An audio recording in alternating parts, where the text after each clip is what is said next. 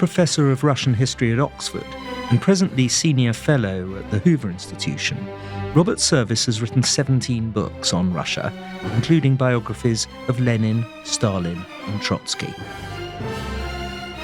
Bob, back in July 2021, so 7 months before the invasion of Ukraine, Vladimir Putin wrote an essay, somewhat pompously entitled On the Historical Unity of the Russian and Ukrainian Peoples. Quite apart from its use as propaganda, how does it stand up as history? Very, very poorly. The problem with it is that he tries to deny that the Ukrainian territorial entity ever existed before Lenin created a federation called the Soviet Union and gave Ukraine a republican identity. But that's complete rubbish, absolute total rubbish.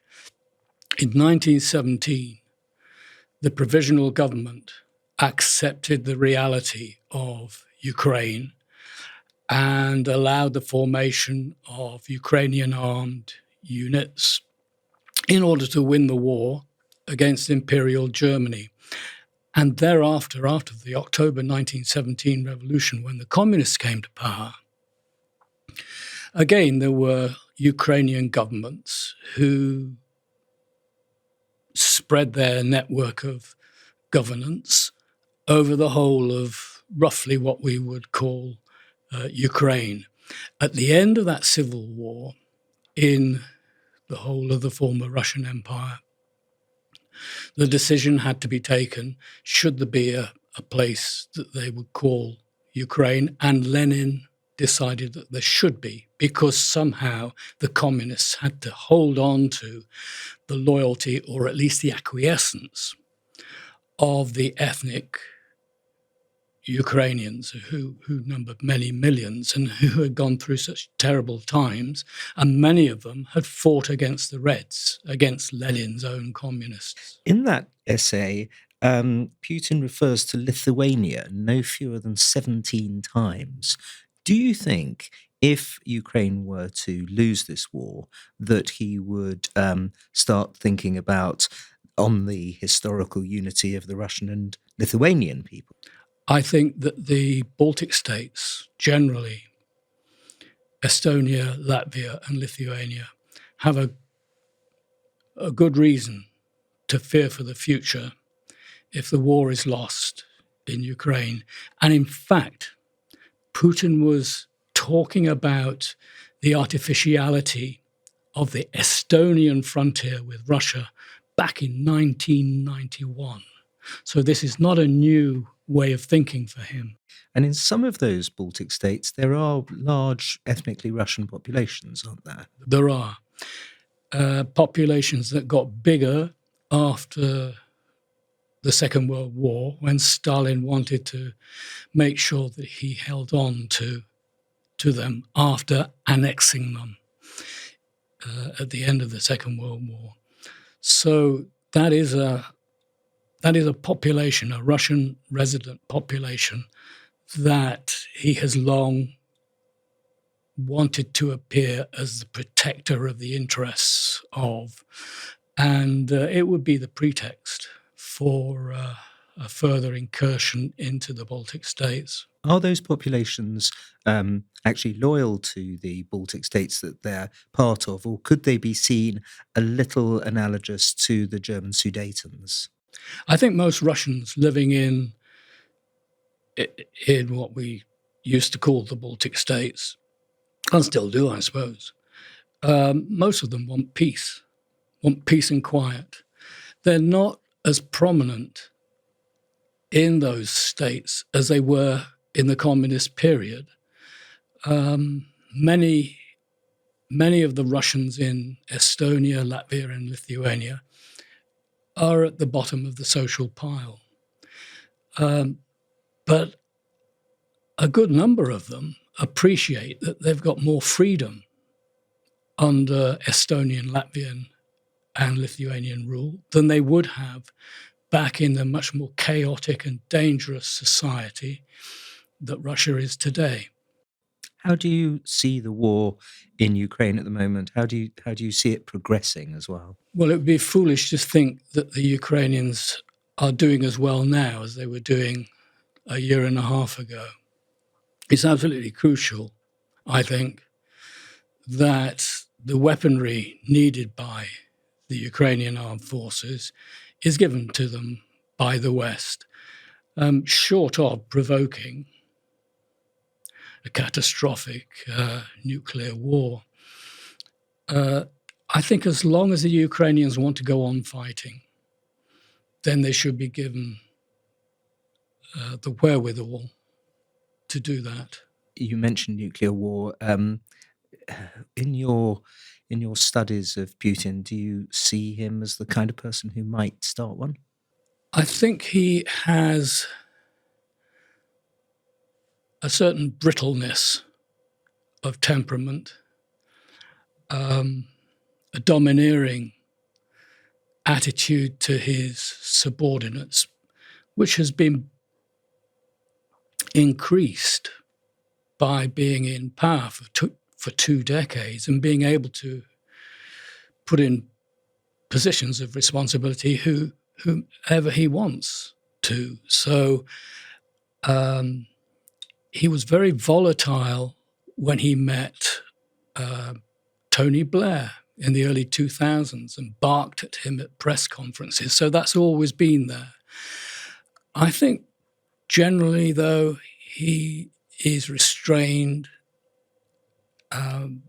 by the knowledge that a nuclear war would be an absolute catastrophe for Russia. Anyone who lived through the last days of the Soviet Union remembers very well what happened at Chernobyl and how the winds can blow nuclear dust west, but it can also blow it east. And the other factor, I think, is that the Chinese have warned him, do not touch the nuclear button. So I think that there's a good deal of bluster. But as we've seen with a lot of other dictators in the world, when it comes to a crisis, the will to retain power can provoke decisions that are much more dangerous than those dictators might consider desirable in other times, in more peaceful times. I don't think he's looking for a nuclear war, no. In the year 2000, you wrote a superb, definitive life of Vladimir Lenin. What made him tick? Well, he was a Marxist fanatic. He was a brilliant intellectual, unrestrained by the training of the mind that would have allowed him to see the downside of what he was proposing. I don't think that he imagined that he would set up a totalitarian dictatorship before he seized power, but he very readily descended into totalitarianism once the difficulties of governing a state where most people believed in God, where most people worked on the land, weren't living in a Marxist industrial utopia, where most people wanted to be able, even the people who had voted for the communists in 1917, most of them still wanted the freedom to trade their personal assets and keep their personal assets, have private property. So I don't think he had the imagination, because he was such a committed Marxist, had the imagination to think it would be a really difficult job to govern a society where most people didn't share the fundamental assumptions that he had. So what made him tick was, I'm going to make this happen. I'm really going to make this happen. And he had a burning conviction that he embodied the revolutionary imperative. So if people inside the Communist Party disagreed with him, he treated them as what he called ballast. He didn't mind if they left. And he treated some of the greatest intellectuals that Russia ever produced as, quote, scum, unquote, and deported them to Germany in 1922. Really, I think that's when the totalitarian system was completed, 1922, within a year or two after the Civil War, when Russia became hermetically sealed off by the will of the communist leadership from the rest of the intellectual world in which they had lived. The leaders had lived in Berlin or London or Paris or Munich, Geneva, before 1914. They weren't sealed off except by dint of what they actually did to themselves while they lived in these Marxist communities. This is the difference, I think, between far-left socialism in Russia before 1914 and far-left socialism in the other countries, where the socialists were much more permeated by the influences of the broader society. With these exiles, ideas got baked hard inside their minds so that they reacted after they had power in October 1917 much more as willful experimenters than they would have been. And the prime cases of this are Lenin and Trotsky. And one of the ideas that the Bolsheviks had was that they could actually change human nature itself. Yeah. Talk about that a little. They assumed that under capitalism,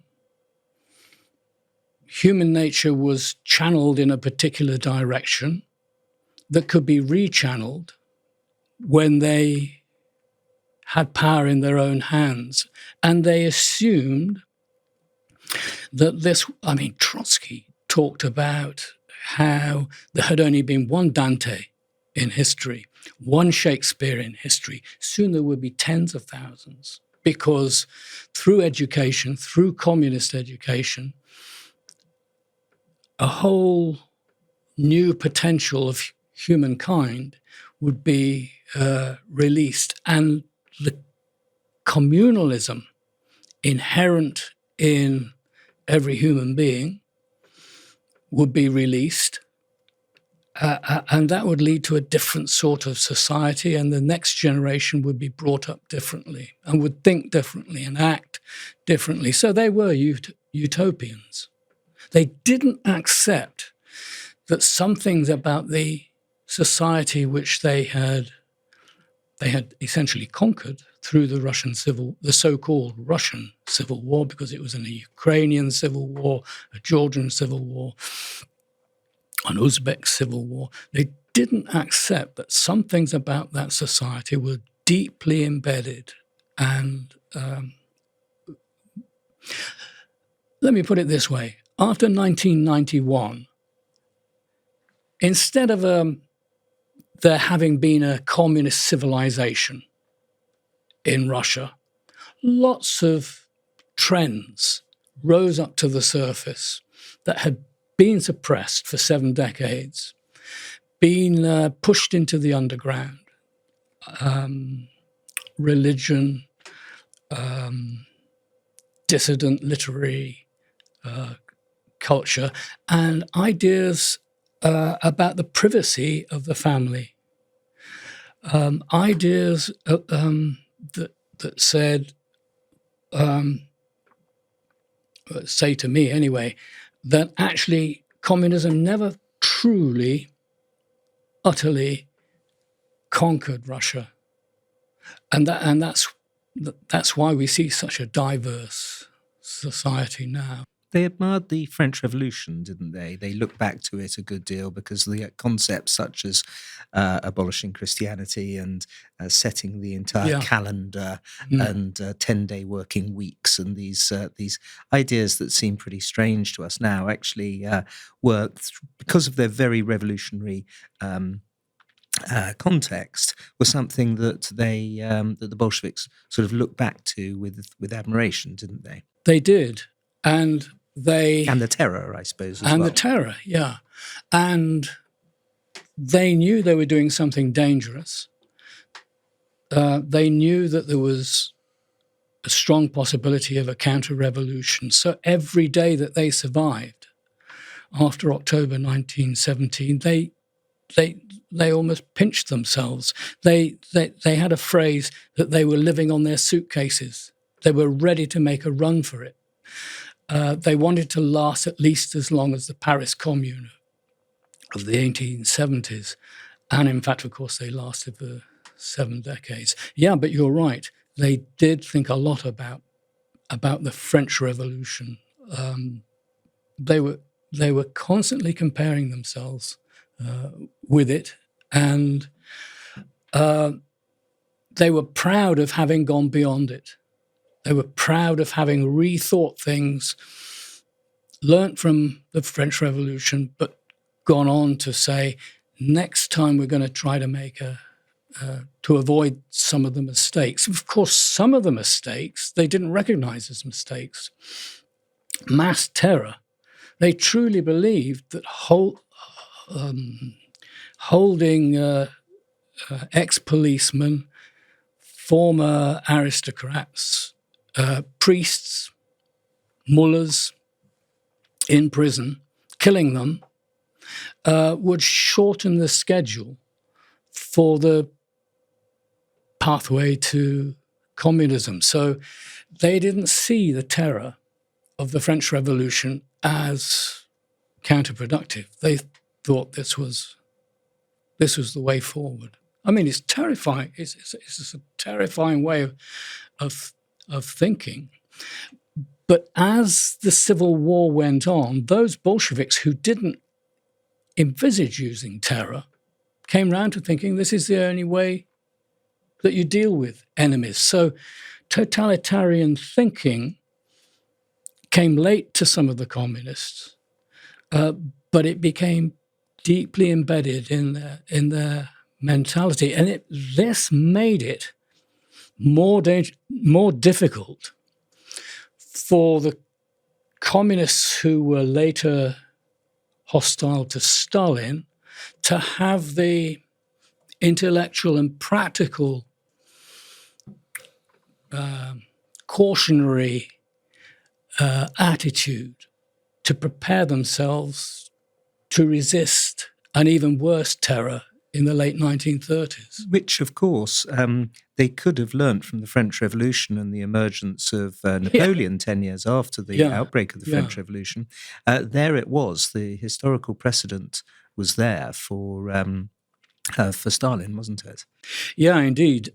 Indeed. When I was doing my biography of Trotsky, I was constantly torn between thinking, this is a man who is about to have an ice pick plunged into the top of his head, whose family is going to be persecuted, the family that he left behind in the bits of his family that he left behind in the Soviet Union, they're going to be persecuted. On the other hand, this is a man who wrote a book on terror in the Civil War, endorsing its use as a way of communizing a society. Well, how sorry do you feel for him that he'd been such an idiot? Well, worse than an idiot. There are people on the left, aren't there? The late Christopher Hitchens was one who essentially argued that had Trotsky defeated Stalin in the internecine Bolshevik struggle in the Politburo after Lenin's death, that somehow communism would have been humanized. Yeah. we know of the purges, the collectivization, the Ukrainian famine, and so on. What do you think about this this argument that somehow, essentially, Trotsky was a good communist, whereas Stalin was a bad one? There are Trotskyists still today. They have a romantic view of the man. They're almost in love with him. They don't appreciate either what he did when he was in power. They excuse this because a civil war was being fought.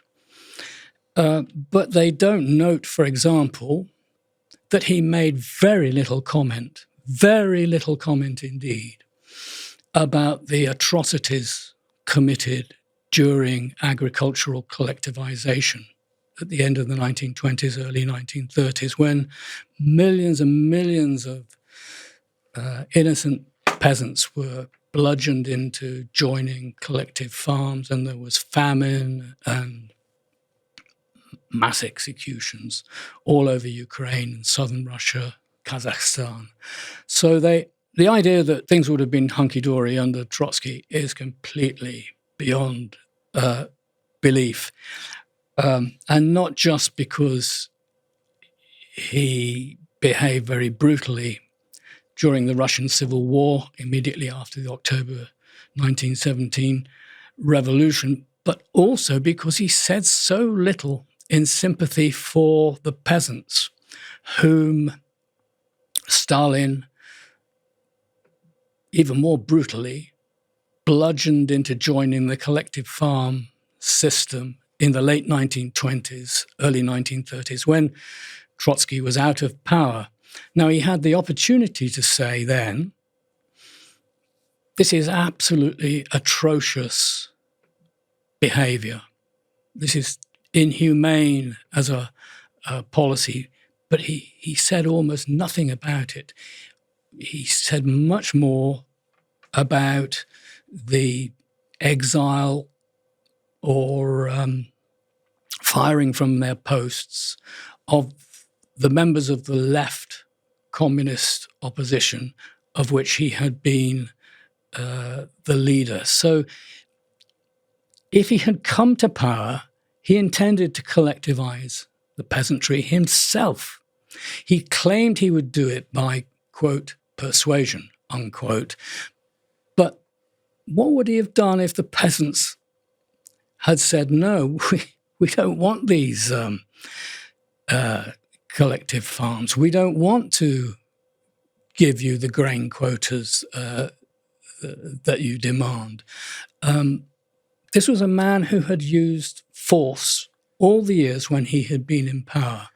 I think it's a failure of the imagination on the part of Trotskyists, some of whom still exist today, to answer these questions. And when my biography came out over 10 years ago, I had meetings and talks disrupted by them in London, and even worse, we had to have police protection in Berlin. It's so offensive to them, but really they really have to face up to this. And I did debate with Christopher Hitchens actually in this building 20 odd years ago, and he who had ceased to be really a self-described Trotskyist still had a romantic image of his former idol. And by the time Trotsky died in 1940, he had endorsed the invasion of the Baltic states by Stalin. He'd the invasion of Poland from the east by Stalin. I think he also he didn't denounce the Nazi-Soviet pact, did he? He had a very curious way of dealing with Stalin's policies. So he chose the policies and emphasized the policies on which he disagreed with him. And I agree with what you're saying, Andrew, that one should look at the things that he didn't much emphasize or aren't much emphasized by his supporters now. The overlap, in other words, the overlap between Lenin, Stalin, and Trotsky is bigger than the discrepancies between the three of them. This is the key to understanding Soviet history, I think, that we shouldn't just look at the points at which these leaders disagreed with each other. We should look at the points at which they massively overlap. And they agreed about the one-party state, the one ideology state, the retention of terror as an instrument of rule, the imposition of a single way of thinking, and the intrusion of the state into the privacy of the home and the mind of the individual. All of these things were common to them. And the dictatorship of the proletariat. Which, of course, neither Lenin nor Trotsky came from the proletariat, and yet they worshipped this strata of this class from which they didn't hail, but which they idolized. Did they understand the working classes? I don't think they did. No, I don't think they did. I think they thought they did, and I think they thought that by talking at conferences and congresses to Marxist activists who came from the working class, that was enough, because they had a vision of society that had them as the uppermost stratum, along with those workers who were clever enough, trained enough to think the same way as they thought. And they thought that everyone below that who didn't share those values and that background could eventually be brought up to the top of the pyramid. I mean, it was a utopian and an extremely dangerous and pernicious way of thinking. You were a great friend and colleague of the late, great Robert Conquest. Oh, yeah. And who also, of course, worked in this building here in the Hoover Institution. He was, of course, a giant in Russian studies. And he pointed out that Stalin had essentially started the Cold War. Today, there's a big revisionist movement, especially amongst historians of the left, to try to blame the West for the Cold War. How do you feel the debate is going at the moment? Well, I think that there is a diversity of opinion about all of these questions concerning the origins and the course of the First World War. But Robert Conquest was a very, very astute observer of the cracks inside the Soviet Politburo.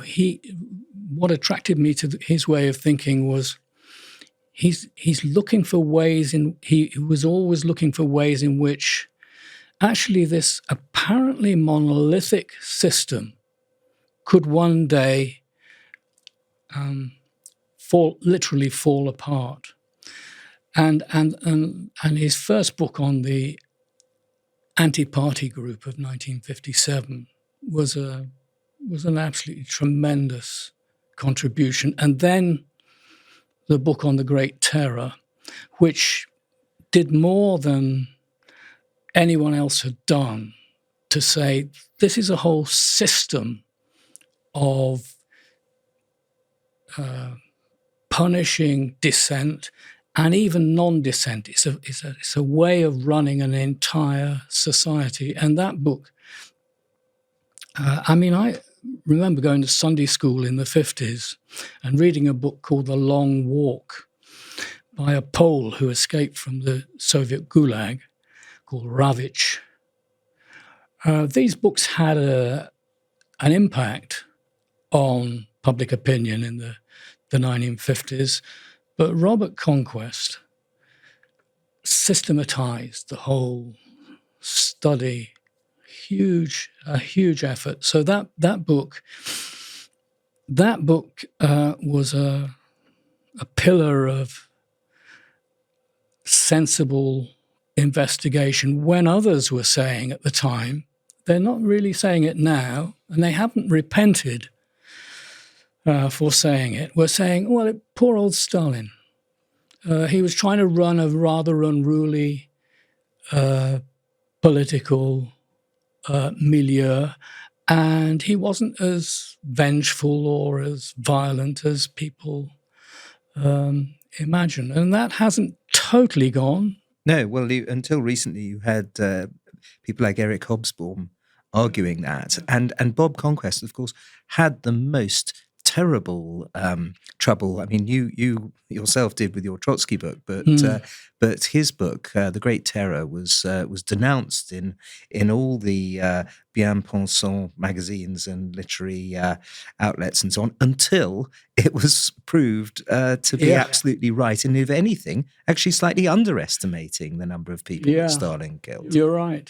I mean, one of the things I always thought about him after meeting him in the early 2000s was how jovial he was about the idiots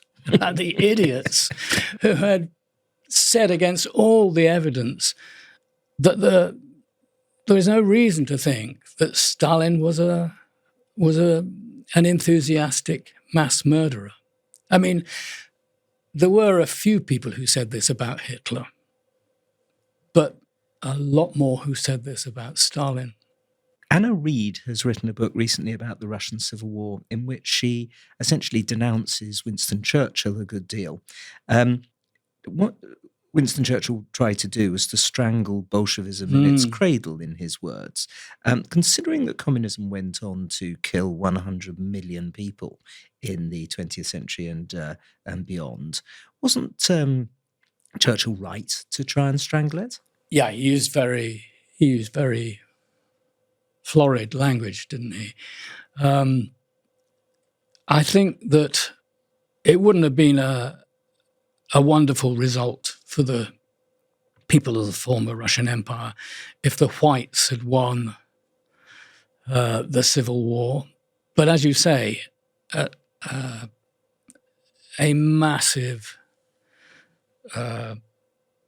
terroristic dictatorship was not in their minds. And they probably, the whites, although they were vicious anti-Semites and pretty loathsome, they probably wouldn't have lasted 70 years in the same way that the communists did in Russia. I think that's absolutely right. They for a start, they were incompetent. It's hard to see how any of those white commanders would have established a workable state system committed to the ideas and capable of carrying them through for very long if they had won the war. Churchill certainly saw in his gut that this was an iniquitous regime in the making. And I think he also understood how weak the Bolshevik regime was. The Bolsheviks, the communists, were the luckiest regime in a great power to conduct a revolution. They had everything on their side. The Germans would have hanged Lenin and Trotsky by the lamppost if they had won the First World War. Luck number one. Luck number two, the Western powers didn't complete their intervention in the former Russian Empire. Luck number three was the utter collapse of the economy and the administration in Russia prior to the October Revolution of 1917. Those were circumstances that suddenly made these Switzerland-based scribblers, Lenin and Trotsky, capable of attempting what they did. Is there any anything to the argument that Russians need a czar, that the size of the country, the natural sort of brutality, the lack of liberalism means that there's no hope for liberalism in Russia, and the only moments that we've seen are a few months in 1917 and a couple of years at the time of the fall of the Berlin Wall, and that basically Russian history tells you that they need a strong man? I don't go along with all of that. I think I'd put it the other way, that in the 20th century and into the 21st, Russia has had such a lot of fundamental economic, social, and political traumas that most Russians just want a peaceful life. And I fear that this is the key to why so many Russians sustain in popular opinion polls a positive image of Putin. I know we can't trust those opinion polls, but still there is a feeling that as long as I'm not being conscripted into a war, I've got a more manageable life, or my son or daughter is conscripted. I've got a more manageable life now than I could have had, than I had in the 1990s, when all was utter chaos and immiseration, or in the late 1980s, when things were going from bad to worse for most people. So I think if we take that into account, it's not surprising that Russians are currently content with a great leader, with a great so-called great and rather oppressive leader, rather than go back to the chaos of before, or the chaos of any earlier period, including 1917. So I don't totally lose faith in the mentality of Russian people, although I feel frustrated that somehow our own Western media outlets have not been able to cut through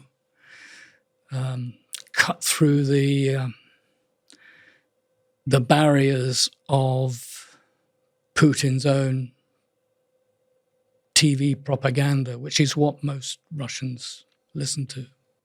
Here at Hoover, we've got the most fantastic archive, haven't we? The Soviet archive. You mentioned the early 1990s. The Hoover Institution took great advantage of that sort of Wild West period in Russian history to essentially buy the Soviet archives. Is that it? You've worked there, of course, for many, many years. Tell us about those. Well, I think they're the richest Soviet archives outside the old Soviet Union. And until recently, and to some extent still today, some Russians have chosen also to give their archives to the Hoover Institution on the simple ground that if they hand them over to the Moscow archives, it wouldn't necessarily be an opportunity for people to use them. So I've been using, diplomatic archives for my next book on the late Gorbachev, early Yeltsin period on the 1990s. And a lot of those archives were freely given on that simple ground that they're more accessible here to people, including to Russians. They're so rich. There are newspapers, journals, documentary collections. When do they stretch back to? Well, Herbert Hoover himself set them up after the First World War. I mean, he was a real visionary.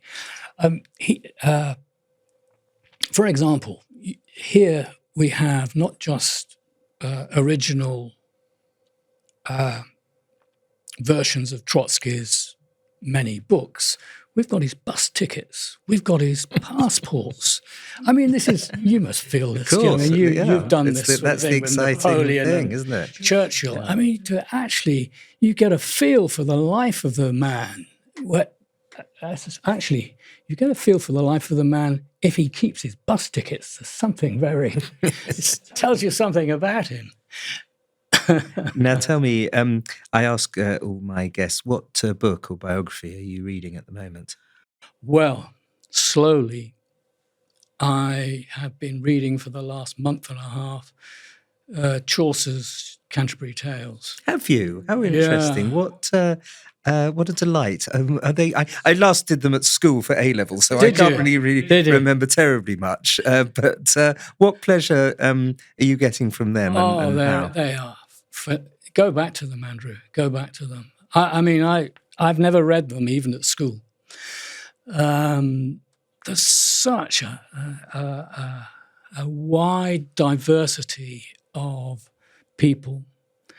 There is such a wide diversity of attitude, of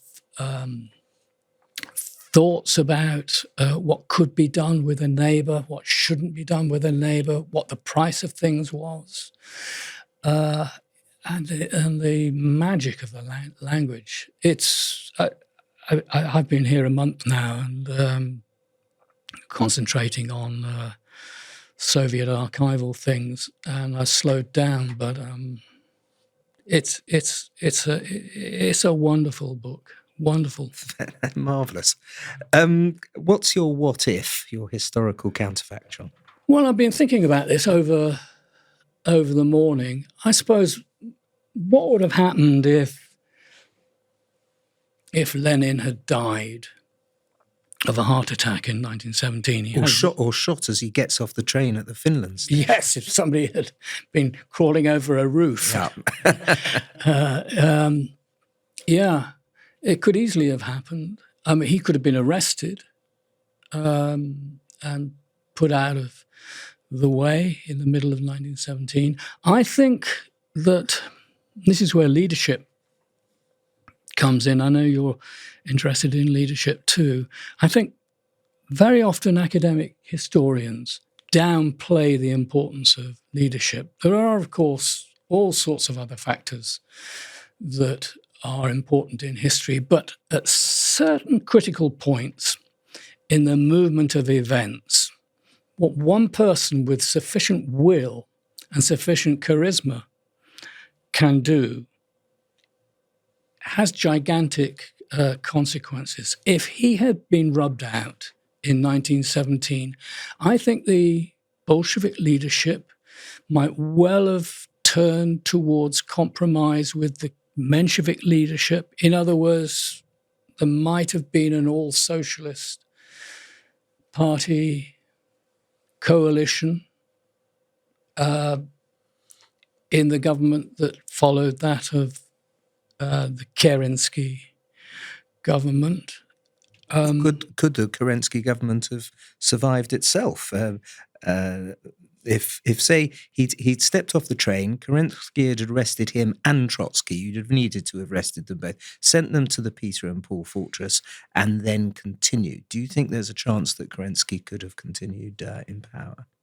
Kerensky is a very... I tried to do this in my recent book on the Russian Revolution to show that he gave it his best shot. Tried to do it with as few shots as possible, actually. The cardinal difficulty he had was that he had a principled commitment to go on fighting the war. And I think that whoever took power in Russia in 1917 had somehow to get the country out of the war,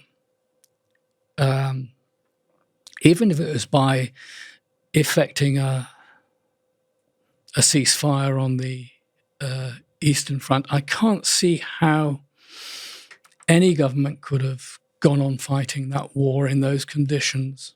And it's clear to me that the Western powers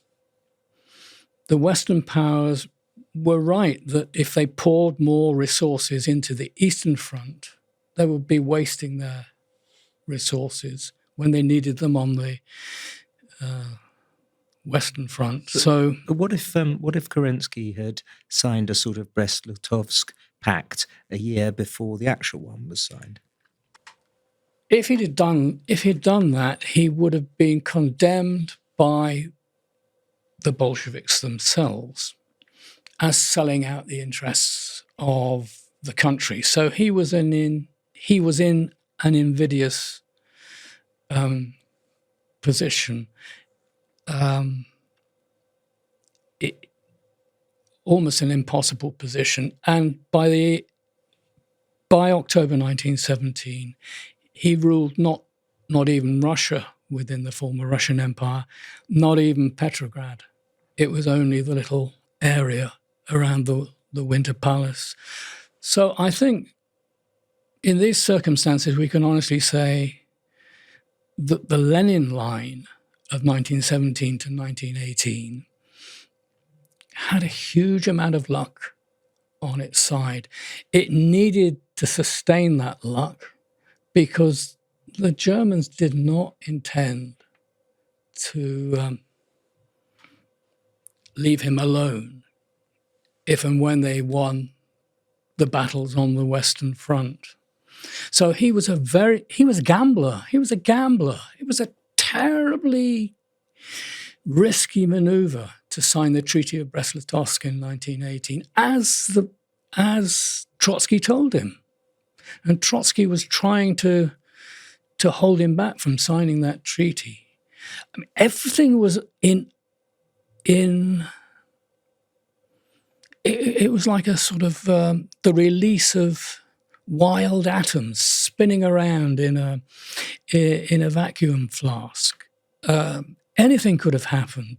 The Bolsheviks survived by the skin of their teeth, but amazingly, they consolidated their totalitarian despotism into a regime that lasted seven decades. Robert Service, thank you so much for coming on Secrets of Statecraft. Thank you.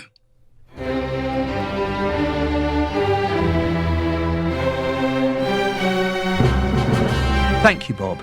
On the next Secrets of Statecraft, my guest will be Paul Gregory, who's a professor of economics at Harvard, but we'll be discussing a friendship he had in his early 20s with a man called Lee Harvey Oswald.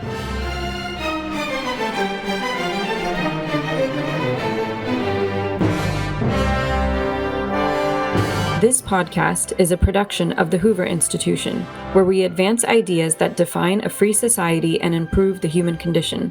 For more information about our work, or to listen to more of our podcasts, or watch our videos, please visit hoover.org.